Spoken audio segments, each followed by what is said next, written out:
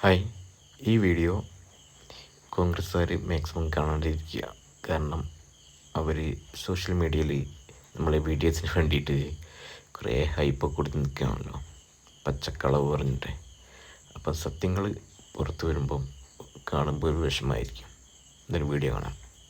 കടം കയറി ആത്മഹത്യയുടെ വക്കിലെത്തി നിൽക്കുന്ന ഒരു കുടുംബത്തിന്റെ സ്ഥിതിയാണ് സ്റ്റേറ്റിന്റെ സ്ഥിതി. 2 മാസത്തെ ഭരണത്തിനിടയിൽ വി.ഡി. സതീശൻ സർക്കാർ കടമെടുത്തത് 14,400 കോടി രൂപയാണ്. സ്റ്റേറ്റ് കടക്കണിയിലേക്ക് എത്തുമ്പോൾ അതിൽ നിന്ന് രക്ഷപ്പെടാൻ എന്താണ് സൊല്യൂഷൻ?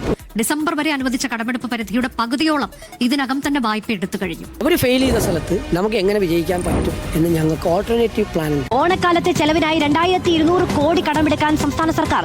നികുതി പിരിവിൽ ദയനീയമായ പരാജയം. കടമെടുക്കാവുന്നതിന്റെ പകുതിയോളം തുക ആദ്യ 4 മാസത്തിലെടുത്തു.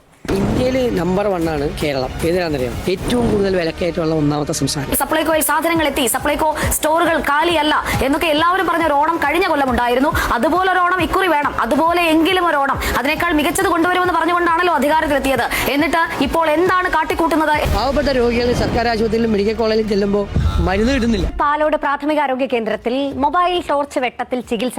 മുറിവ് ഡ്രസ് ചെയ്യുന്നതിനിടെ കറണ്ട് പോയതോടെ മൊബൈൽ വെളിച്ചത്തിൽ ചികിത്സ പൂർത്തിയാക്കുകയായിരുന്നു. ഇൻഎഫിഷ്യൻസിയാണ്, കഴിവില്ലായ്മയാണ്, ശ്രദ്ധയില്ലായ്മയാണ്. അതുകൊണ്ട് പവർ കട്ട് ഉണ്ടെങ്കിൽ സർജറി നടത്താൻ അതിനുശേഷം നടത്താം.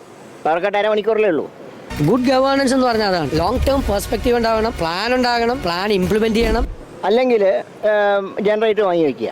അതിന് ഐഡിയാസ് ഉണ്ടാകണം, അത് കൃത്യമായിട്ട് മോണിറ്റർ ചെയ്യണം, സിസ്റ്റം ഉണ്ടാകണം. ഓണച്ചെലവ് കണക്കിലെടുത്ത് സർക്കാർ വീണ്ടും വായ്പ എടുക്കുന്നു. 1,800 കോടി രൂപയാണ് അന്ന് കടമെടുത്തത്. പിന്നീട് ജൂൺ 9-ന് 2,800 കോടിയും ജൂൺ 23-ന് 1,800 കോടിയും ജൂലൈ 7-ന് 1,800 കോടി രൂപ കൂടി വായ്പ എടുത്തു. ഏറ്റവും ഒടുവിൽ 2,200 കോടി രൂപ കൂടി ചേർന്നപ്പോഴാണ് ആകെ 14,400 കോടി രൂപ ഈ 2 മാസക്കാലം കൊണ്ട് പൊതുപണിയിൽ നിന്ന് കടമെടുത്തിരിക്കുന്നത്. താങ്കൾ ഇമോഷണൽ ആകുന്നത് എനിക്ക് കാണാൻ സാധിക്കുന്നുണ്ട്.